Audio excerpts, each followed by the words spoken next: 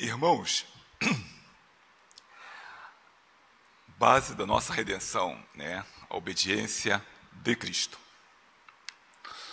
Todo o plano da redenção, elaborado, arquitetado, planejado, milimetricamente, minuciosamente, na eternidade, pelo Deus Pai, Deus Filho, Deus Espírito Santo. Toda a obra da redenção, estabelecida, edificada, construída no tempo, aqui neste mundo, pelo Deus Pai, Deus Filho, pelo Deus Espírito Santo, se alicerça, se escora, né? Se fundamenta na pedra angular, na pedra de esquina, na pedra que nós, os construtores sabichões, rejeitamos. Se alicerça na rocha firme, na rocha inabalável, que é a obediência do nosso Senhor e Salvador Jesus Cristo. Isso nos faz lembrar aquele versículo de Mateus, lá Jesus fala em Mateus 7, de 24 a 29, né? Quando o Senhor diz o seguinte: todo aquele, pois, que ouve as minhas palavras e as pratica, será comparado a um homem prudente, que edificou sua casa sobre a rocha. Cai a chuva, transborda os rios, sopram os ventos, e deram com ímpeto contra aquela casa que caiu, e deram com ímpeto aquela casa que não caiu, porque foi edificado sobre a rocha. E eu faço a primeira pergunta à classe. E Jesus diz aqui: todo aquele, pois, que ouve as minhas palavras e a pratica, será comparado a um homem prudente. Eu pergunto: quem é esse homem prudente?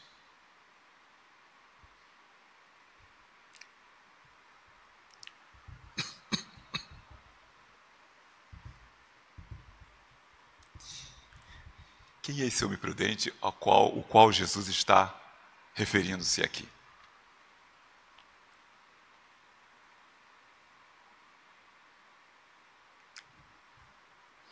Todo aquele, pois, que ouve as minhas palavras e a pratica, será comparado a um homem prudente que edificou a sua casa sobre a rocha.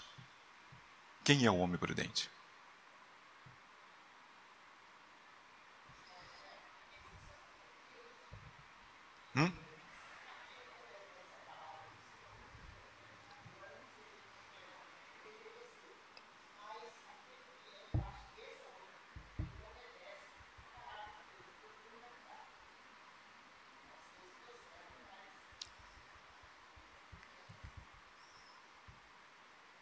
Certo. Quem é o homem prudente? Perdão, Nevarene, hoje eu estou meio aqui com dor de cabeça. Eu não ouvi o que você falou direito.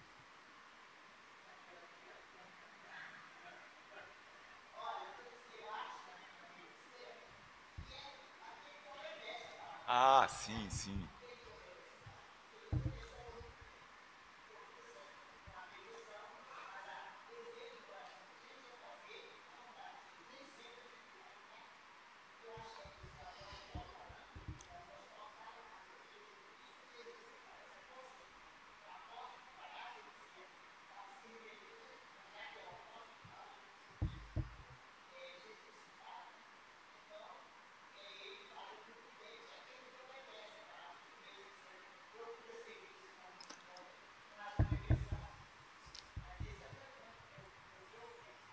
Certo.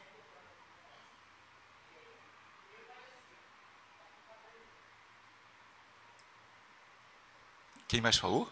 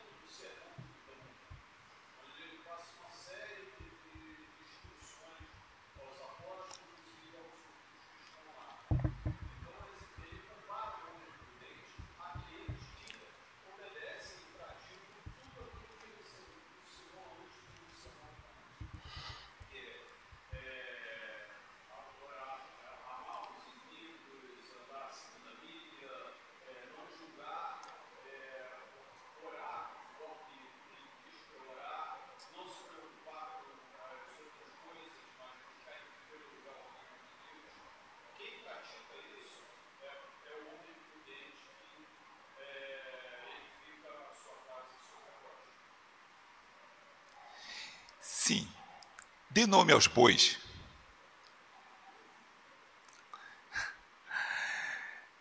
Dá nome a esse homem. Quem é esse homem prudente? Sou eu? É você? Somos nós?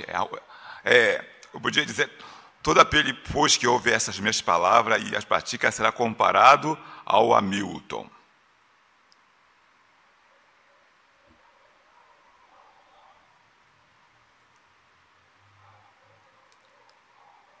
Ia ser meio esquisito, né?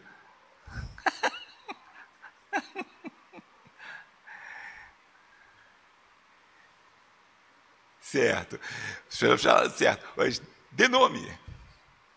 Quem é esse homem prudente?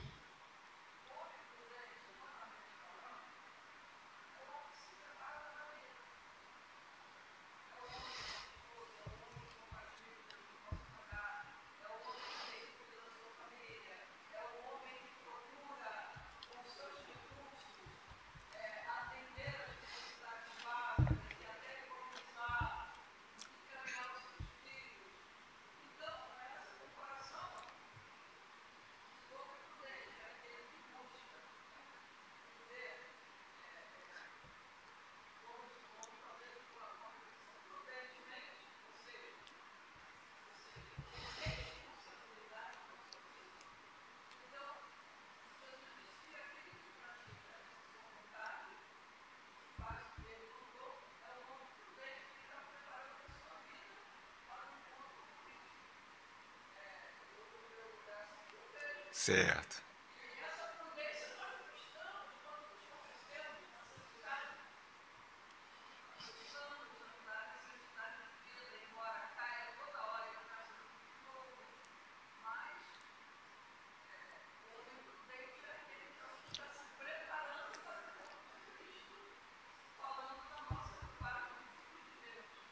Então, eu posso ler aqui. Todo aquele, pois, que ouve as minhas palavras e a pratica, será comparado ao Hamilton, prudente, que edificou a sua casa sobre a rocha. Ficou meio esquisito, né?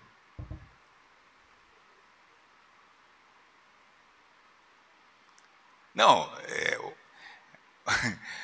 é que eu raciocinei de uma outra forma, mas o raciocínio de vocês estão corretos. Mas eu vou também tentar provar o meu raciocínio.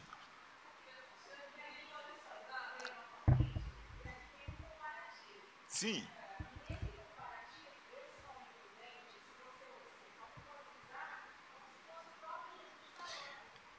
Isso.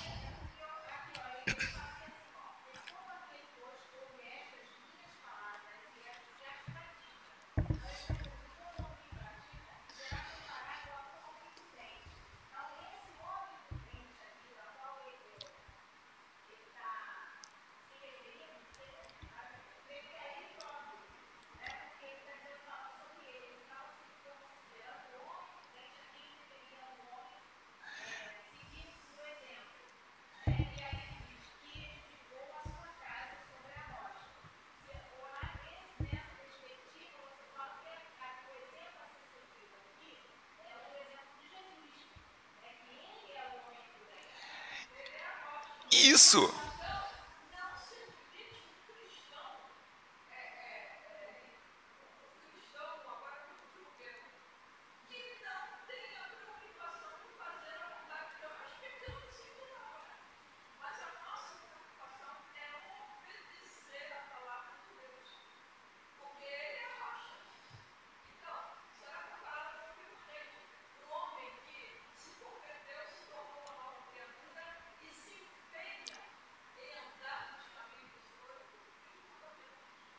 Isso. Isso.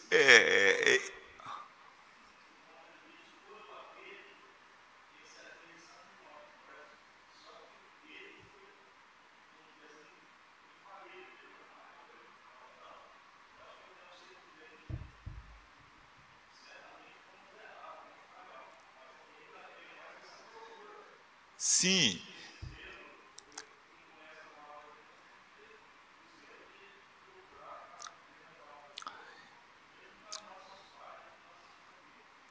Então, sim. todo aquele que ouve as minhas palavras e as pratica será comparado a um homem prudente. Esse homem prudente, eu creio, que é o próprio, como disse, é o próprio Jesus.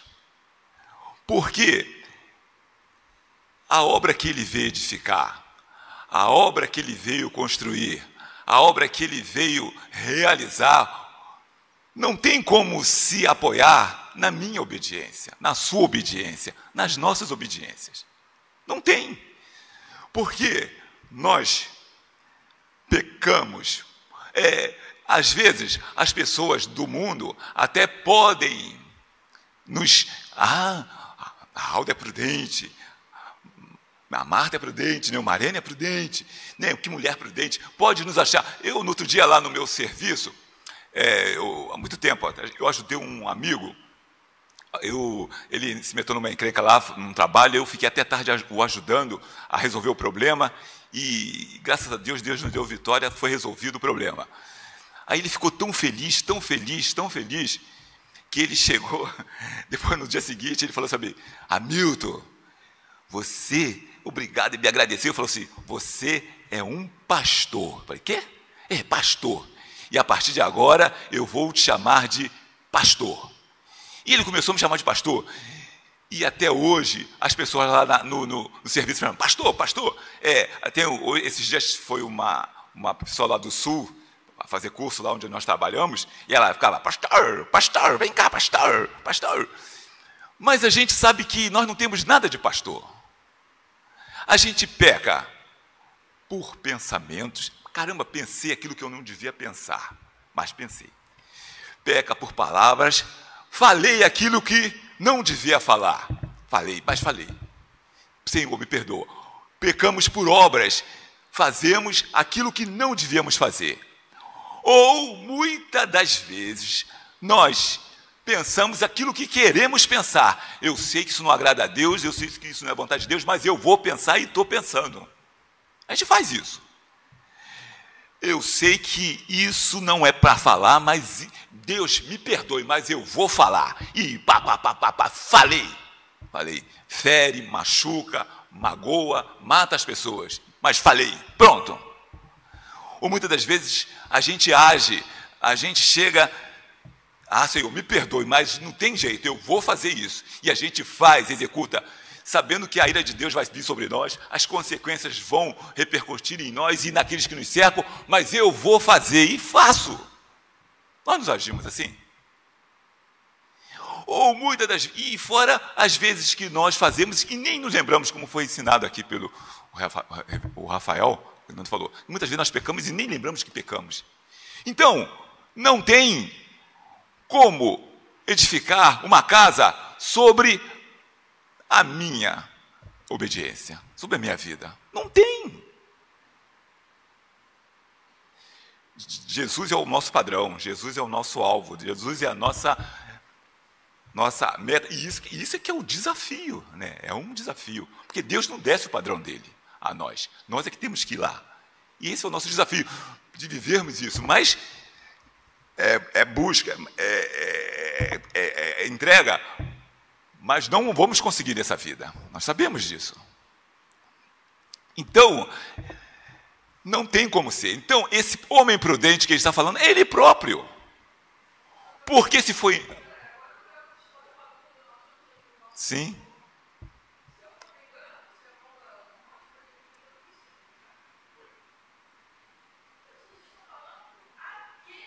Sim. Sim.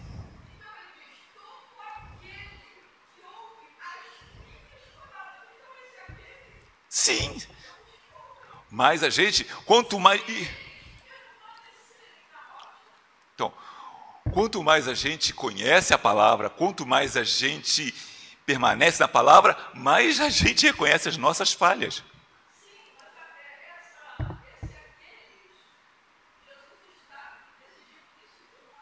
Sim, e sim, sim, sim, eu concordo. Eu concordo. Muito bem. Eu vou seguir, tentar provar minha tese rapidinho. Eu creio que, lógico que nós, aquele somos nós, mas a rocha é Cristo, não pode ser eu. Sobre a rocha. Isso. Então, isso.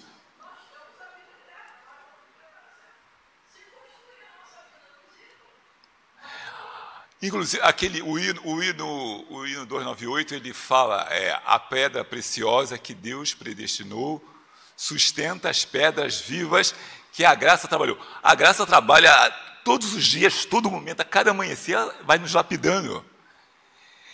E o monumento em plena luz, a glória é do Rei Jesus. Então, eu não estou dizendo que a gente não tem aqui, que nós não temos que buscar esse homem prudente. Temos que correr atrás disso mesmo e viver aos pés de Jesus para sermos isso. Mas eu creio que esse homem prudente é o próprio Jesus, que é o nosso exemplo, é o nosso modelo.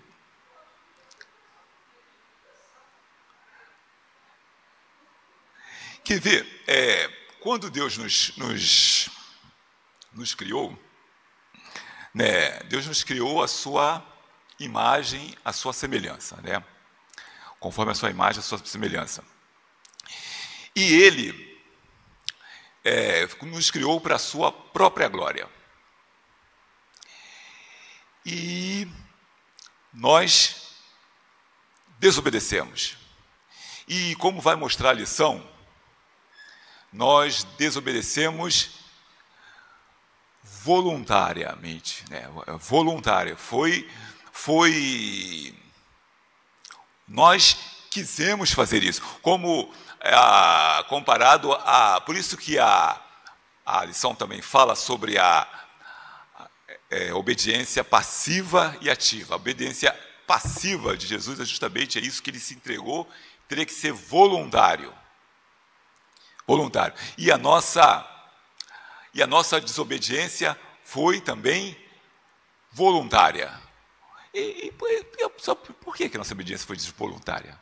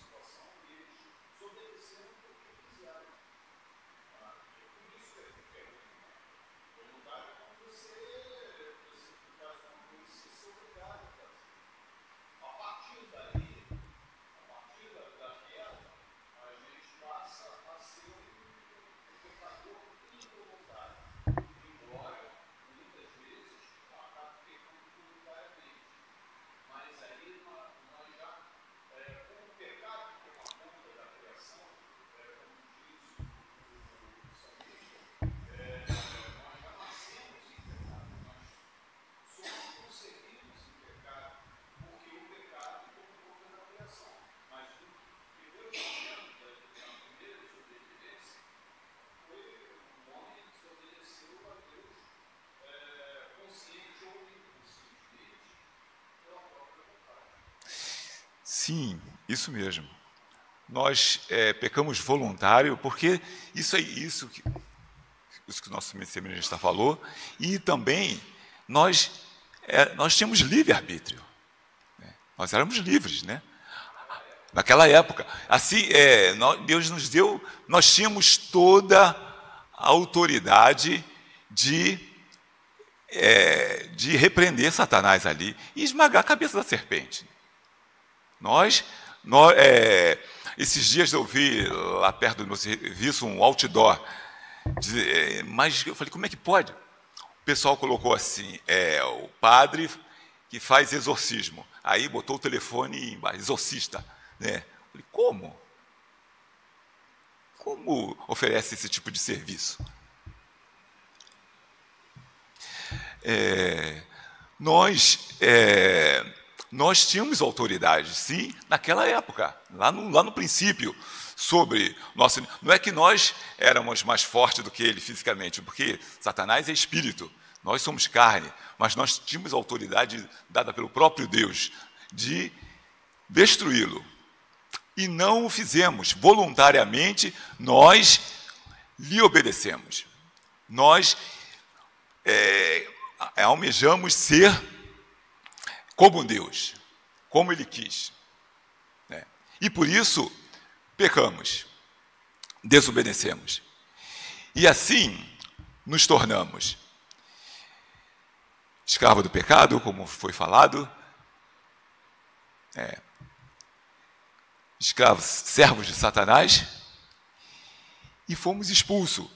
Satanás passou a ser o príncipe deste mundo, porque tudo que nós tínhamos, tudo que nós possuímos, passou às suas mãos. Falei, por que ele é príncipe?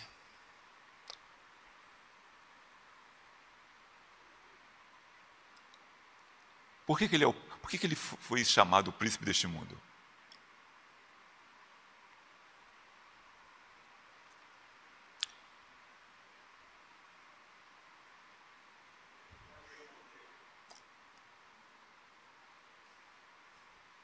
Oi?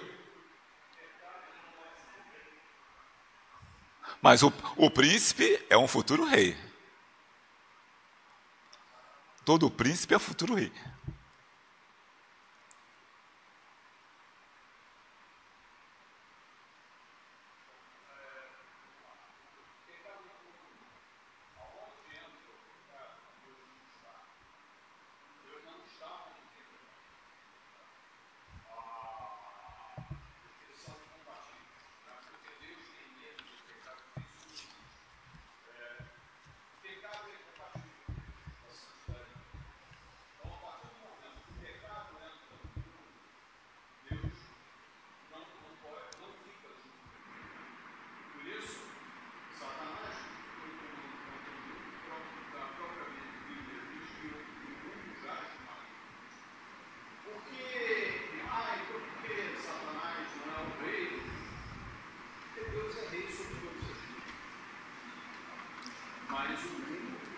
Sim, isso aí.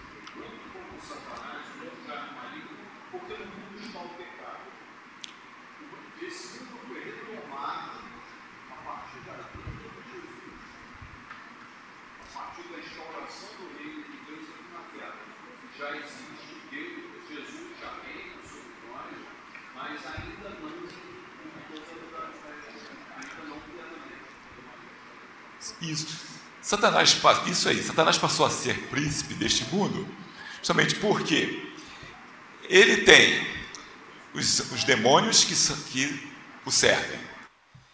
Tem os homens, nós que passamos a ser escravos de Satanás, escravos do pecado. E tem uma região geográfica, que é o mundo, o qual ele passou a dominar, né, seu território. O mundo, como diz, jaz do maligno. Possui a chave da morte e do inferno, né? Portanto, por isso que ele foi chamado o príncipe deste mundo. Príncipe deste mundo. Tanto é que com Jesus, quando vence, o príncipe deste mundo está julgado. Ele passou a ser... Então, Satanás passou... Mas Deus não nos deixou sós. Deus fala, né, que Deus diz a Satanás e fala, né, ele venceu uma batalha, mas não venceu a guerra, né? Ele diz, da semente da mulher nascerá um que vai me obedecer e vai esmagar a tua cabeça, porque ele vai me obedecer em tudo e vai esmagar a tua cabeça. Muito bem, começa a história. Vem Abel e Caim, nasce Abel e Caim. Abel faz a vontade de Deus, agrada a Deus. Caim não agrada, né? Imediatamente vem um alerta no inferno. Pim, pim, pim. Aí, os demônios dizem a Satanás: há alguém lá na terra que está obedecendo a Deus. Esse poderá esmagar a tua cabeça. Satanás manda os demônios. Vai lá ver o que é isso. O que Satanás? O que enche o coração de Caim de inveja? Caim mata Abel. Abel morre. É morto. O sangue da terra, da vida de Abel, clama aos céus. Mas Deus não o ressuscita dos mortos. Não há. Nada acontece. Passa os dias, nada acontece. Vitória. Muito bem. Continua. Continua a descendência de Caim. Vem Sete. Sete, diz a palavra de Deus que começou, a partir de Sete, começaram a buscar o Senhor. Imediatamente vem um alerta, pim, pim, pim. Alguém, tem uma geração de Sete que estão buscando o Senhor. Estão obedecendo o Senhor. Pode ser que pode ser que essa geração venha esmagar a tua cabeça. Satanás fala: vão lá em cima ver isso. Os demônios sobem. E diz a palavra de Deus que ele faz uma raça, que os filhos de Deus se misturam com os filhos dos homens. Ou seja, segundo os teólogos, a geração de Sete se mistura com a geração de Caim. E a iniquidade da terra chega a uma tal ponto, que Deus decide destruir toda a raça humana. Toda a raça humana. Mas como a ira de Deus não passa de um momento, e a sua misericórdia não tem fim, Deus acha graça em Noé. Deus alcança Noé, no meio daquela geração corrupta a qual ele ia destruir. E ele chama Noé e dá uma ordem a Noé de construir uma arca. E Deus dá todas as medidas a Noé da arca que ele teria que ser feita. E o tempo, segundo os estudiosos, a arca levou mais de 100 anos para ser construída. Levou 120 anos. E Noé obedeceu. Deus vem, manda dilúvio sobre a terra, destrói o mundo. E só sobra Noé e sua família, os animais que Deus colocou na arca. Pim, pim, pim. Vem alerta ao inferno. Falam os demônios: tem alguém lá na terra que sobrou. E esse obedeceu ao Senhor. Porque ele fez aquilo que Deus mandou. Ele foi salvo. Pode ser esse que vai esmagar a tua cabeça. Satanás dá ordem: vai lá ver. Noé sai da arca com a sua família. O que Noé faz? Planta uma vinha. Faz um vinho gostoso. Noé se embebeda. E faz vergonha. Envergonha a sua família, envergonha os seus filhos. Fica nu. E, por causa de um dos filhos o zombarem, ele amaldiçoa o seu filho. Noé desobedece. Bom, pinguço não vai me esmagar a minha cabeça. Muito bem, continua a história. Vem os patriarcas. Abraão, Isaque, Jacó. Pim, pim, pim, alerta no inferno. Deus separou cabeças para edificar, para construir um povo, para formar um povo. Pode ser que desses líderes, Abraão, Isaac, Jacó, pode ser eles que vão esmagar a tua cabeça. Satanás fala: vai lá em cima, vamos ver. Vem Abraão, pai da fé. desobedece. Isaac, filho da promessa, desobedece. Jacó, Deus fala para Jacó, está vendo as estrelas do céu? A mesma fala que ele faz a Abraão. Está vendo as estrelas do céu? Estão vendo a areia da terra? A areia da praia? Você pode contar? Assim vai ser a sua descendência. Jacó, desobedece. Ninguém vai esmagar a cabeça da serpente. Passa o tempo. Vem Moisés. Moisés, chamado de o libertador. Aquele que transmitiria a lei de Deus ao povo. Além de libertar o povo, ele passaria a lei de Deus para o povo. E imediatamente, alerta no inferno. Tem um tal de Moisés aí, falando para Satanás, tem um tal de Moisés que é libertador, que é o libertador. E ele tem as tábuas da lei. E ele vai ensinar a lei ao povo de Deus, a obedecê-lo. Pode ser esse que vai esmagar a tua cabeça. Imediatamente, ele fala, sobe lá. E os demônios sobem. E faz uma arruaça lá no povo de Israel. Aí vem o juízo de Deus. De 20 anos para cima, ninguém vai entrar na terra prometida. Nem Moisés entrou, nem Arão e nem Miriam, a liderança do povo judeu. Não entraram. Vem o período dos juízes, vem o período dos reis, vem o período dos profetas. Todos desobedecem. Ninguém obedece. Satanás estava certo que ele poderia chegar a um reinado. Como a lição diz, como se o primeiro Adão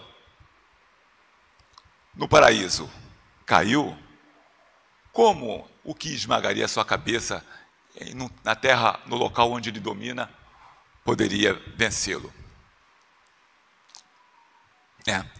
Então, porque ele tinha todo o domínio, então estava certo que seria vencedor. E eu creio, irmãos, que nenhum inimigo parte por uma guerra achando que vai ser derrotado. Muito bem, passa-se o tempo. De repente, chega a notícia no inferno. Pim. Começa a falar. Satanás, uma virgem deu à luz. Como é que é? Uma virgem deu à luz. Cumpriu-se. Como é que foi feito isso? Ele perguntou. Isso é obra do Espírito Santo. Uma virgem, cumpriu-se a promessa que foi feita lá em Isaías 7, que uma virgem conceberá e dará à luz a um menino.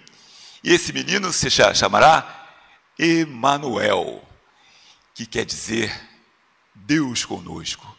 Deus está no meio do seu povo. Deus está entre os homens. Deus está aqui. Satanás. De repente vem outro sinal. Pim. Satanás. O céu está na terra. Milícias de anjos, milhares de anjos apareceram aos pastores no campo. E eles louvavam a Deus dizendo: glória a Deus das maiores alturas e paz na terra entre os homens a quem Ele quer bem. O céu está aqui, Satanás. Muito bem, vem. Outra notícia. Satanás, magos vieram do Oriente seguindo uma estrela, a estrela de Davi.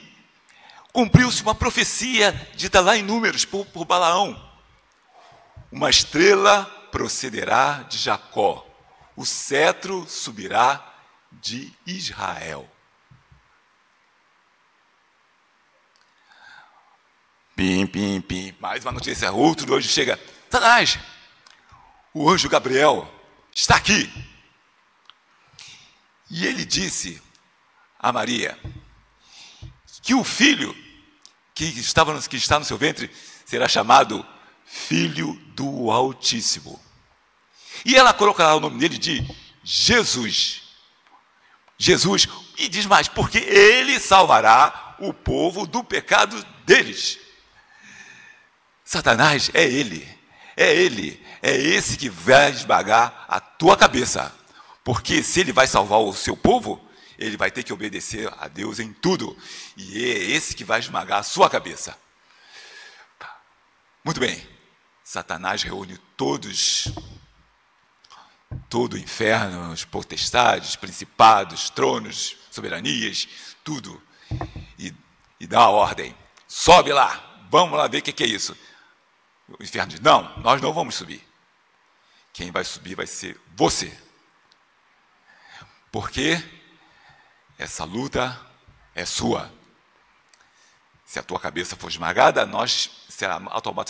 automaticamente a nossa será esmagada. Você vai e nós daremos todo o suporte a você. E Satanás subiu. E começa a batalha. Irmãos, conclusão que eu queria dizer é que o homem não tem como obedecer.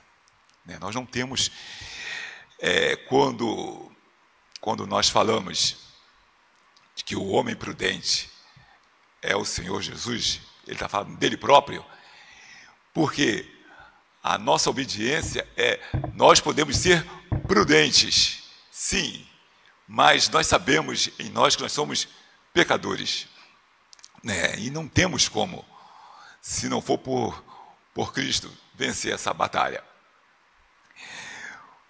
Muito bem, alguém queria falar alguma coisa?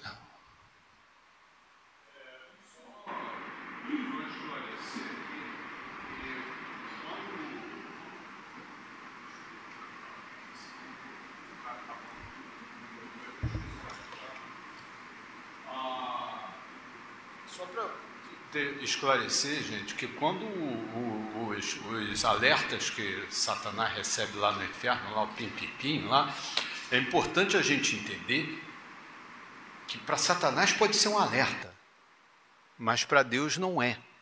Na realidade, tudo faz parte do plano de Deus. A gente tem que ver, tem que enxergar do lado de Deus, é tudo parte do plano dele. Ele não foi uma tentativa.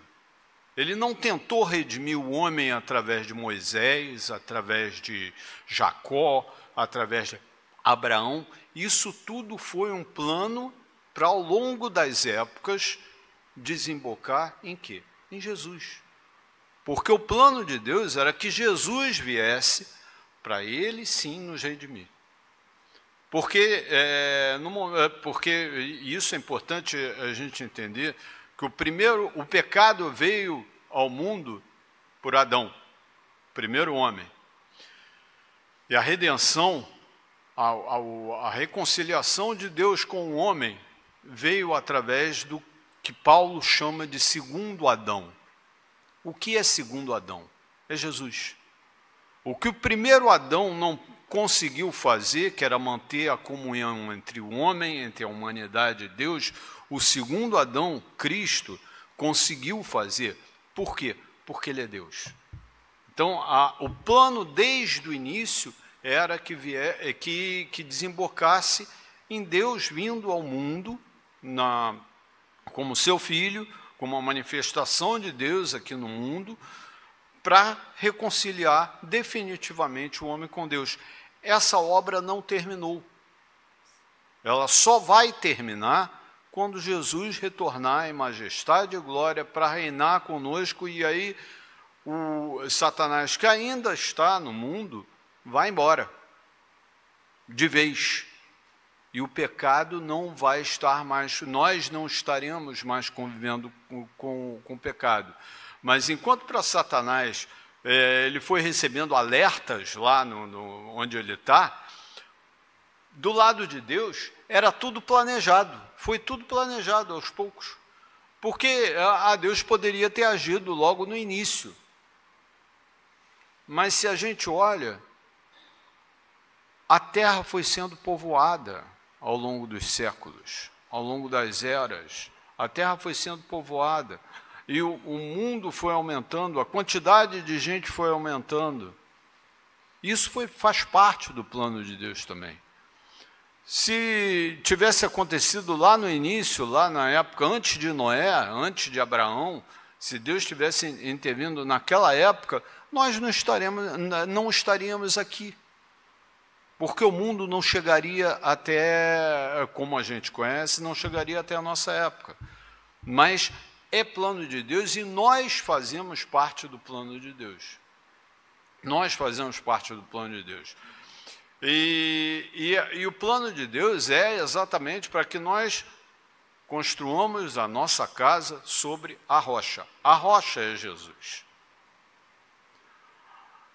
Não é uma coisa que dependa da gente, como Hamilton disse. O homem, por si só, não tem o poder de construir a própria casa sobre a rocha.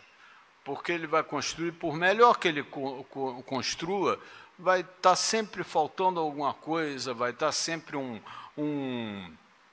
piso errado, vai ter sempre um fundamento que foi colocado num lugar errado e a casa pode cair. Mas a gente está construindo sobre a rocha que é Jesus e o Espírito Santo está ajudando a gente a construir direitinho a nossa casa lá, sobre a rocha que é Jesus. É isso. Muito bom o esclarecimento. O pim-pim, mas a gente sabe que Deus é soberano, né? Os planos de Deus, como eu digo. Irmãos, e é o que o Carlos falou, porque às vezes a gente, quando... no outro dia eu bati nessa tecla aqui uma vez, foi uma outra classe, eu bati de novo de frente com isso, quando eu falei que as nossas obras vão para chegar diante de Deus e ver que as nossas obras não têm valor diante da... Não, eu digo, não tem valor no sentido de que nós não vamos fazer. Mas as nossas obras, elas são valorizadas em Cristo. Cristo, é Cristo, é Cristo. É isso que nós temos que ter consciência. Porque corre o risco, e corremos o risco de quando nós pensamos que fazemos alguma coisa nós temos aquele determinado valor, a gente pode ficar soberbo. A vida a soberba ocorre em nós. Nós somos danados para isso, acharmos, eu sou bom nisso, eu faço isso, eu sou prudente. Nós não somos. Eu fiz isso. Então, nós começamos e a soberba precede a queda. Então,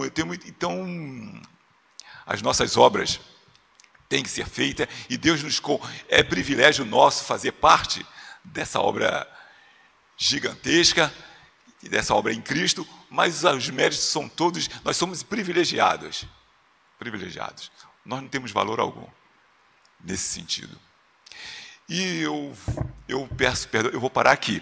Eu estou com muita dor de cabeça.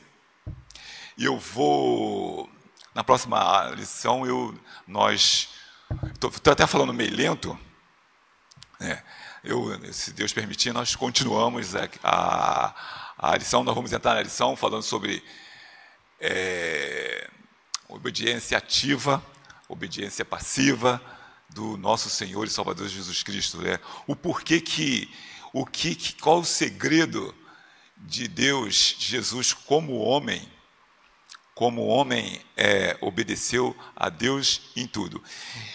Tanto é verdade, e outra coisa, outro desafio, tanto é verdade que nós não somos nada, porque se hoje eu tivesse condições de cumprir toda a lei de Deus, não tropeçar em nenhum tio, até, eu não sei, vamos supor que eu viva 90 anos, daqui até os meus 90 anos, cumprisse toda a lei de Deus, sem errar, sem vacilar, eu não seria salvo. Não seria salvo. Se uma criança nascer agora e cumprir toda a lei de Deus, toda a lei de Deus, até o seu final, ela não vai ser salva por isso. O próprio Jesus, isso é para pensar, o próprio Jesus falou o seguinte, quando aquele jovem chegou, Senhor, o que eu posso fazer? Bom mestre, o que eu devo fazer para herdar a vida eterna? E ele falou, bom, só um só, que é o Pai que está nos céus. Mas, Jesus, observa os mandamentos, não matarás, não furtarás, não adulterarás, não descreve na letra. Ele fala com o maior orgulho, Senhor, eu tenho observado isso desde a minha mocidade. As minhas obras aí, aos meus feitos aí, a minha prudência aí em obedecer. Olha o que eu realizo aí. Mas Jesus falou, uma coisa te falta para entrar no céu. Ele disse aos seus discípulos, ouvis foi dito aos antigos, mas eu, porém, vos digo. Ele disse, se a vossa justiça não exceder em muito a dos escribas e dos fariseus, não vão entrar no reino dos céus. O que há na obediência de Jesus? Qual o segredo que há que faz com que ele obedeça a Deus muito, mas muito, muito acima do que a dura e fria letra da lei exige?